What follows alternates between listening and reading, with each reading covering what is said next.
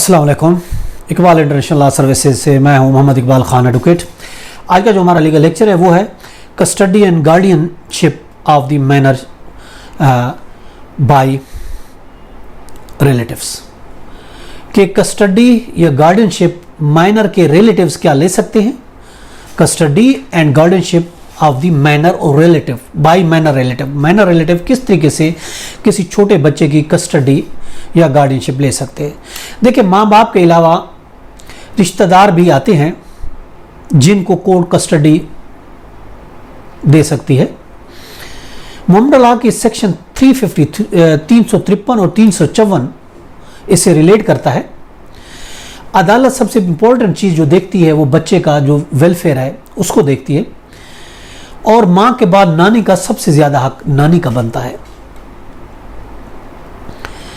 माँ के रिश्तेदारों के ना होने की सूरत में फिर वालिद के जो रिश्तेदार हैं उसको तरजीह दी जाती है।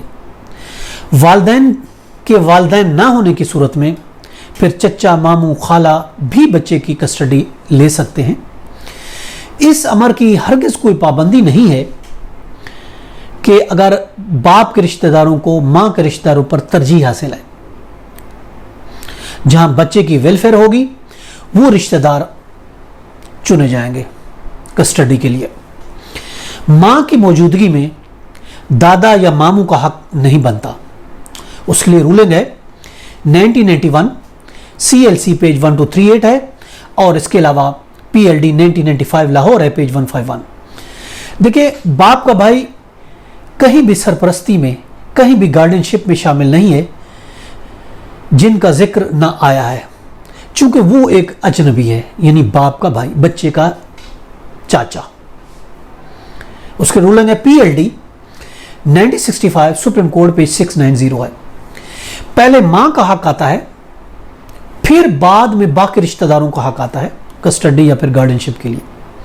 उसके रूलिंग है PLD 1988 Karachi 252, PLD 1993 Lahore page है 466, और इसके अलावा NLR है 1995 UC1।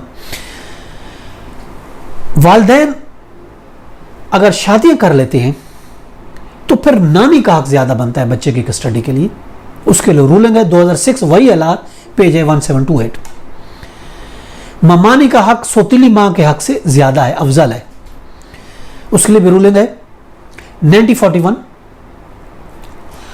01 कलकत्ता 419। अगर मां का हक ना रहे तो उस सूरत में फिर नानी का हक बनता है बच्चे की कस्टडी के लिए। अगर वो नहीं है तो फिर दादी का हक बनता है। मां की गैर मौजूदगी में दादी का हक पहले नहीं बनता। मां की गैर मौजूदगी में पहले नानी का हक बनेगा, और नानी नहीं है तो फिर दादी का हक बनेगा, या वो लेने से इनकार है। 2003 है MLD पेज 977।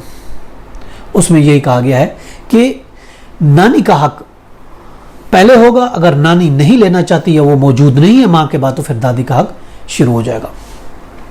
ये था हमारा आज का लेक्चर कि जो रिलेटिव हैं बच्चे के, वो किस तरीके से बच्चे की कस्टडी ले सकते हैं, और कौन सबसे अफजल है, कौन सबसे ज्यादा है।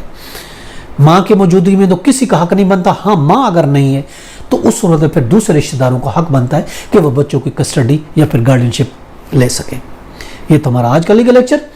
इसके साथ मुझे इजाजत दें, फिर मिलेंगे। Have a nice day. Allah.